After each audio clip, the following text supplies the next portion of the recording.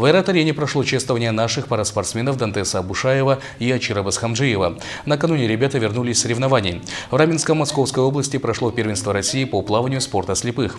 На нем Дантес Абушаев завоевал 3 серебряные медали и 2 бронзовые, а также выполнил первый спортивный разряд на дистанции 50 метров брасом.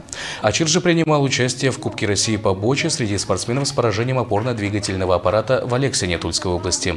В классе BS3 Басхамджиев завоевал золото в личном зачете. В командном зачете Ачир выступал со спортсменкой из Брянска Юлией Климченко. По итогу выступления они стали обладателями серебряных медалей Кубка России. Помимо медалей, соревнований, параспортсмены и их тренеры были награждены сертификатами на денежную премию Министерства спорта и физической культуры Республики Калмыкия. Я обещал, что в нашей республике появятся первые паралимпийские чемпионы, не которые выступают за какой-то другой регион, а именно вырастили наши тренеры, наши специалисты, наши спортсмены. Поэтому первые ласточки наши. А Ачир, я думаю, он добился своего. Выиграл заслуженного мастера спорта, чемпиона мира.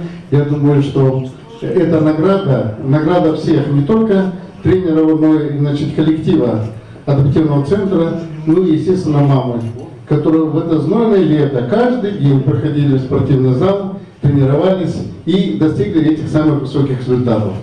Я думаю, в паралимпийской сборной России будут наши прославленные пловцы. И это в степном регионе, где нет воды, мы смогли достичь таких высоких результатов.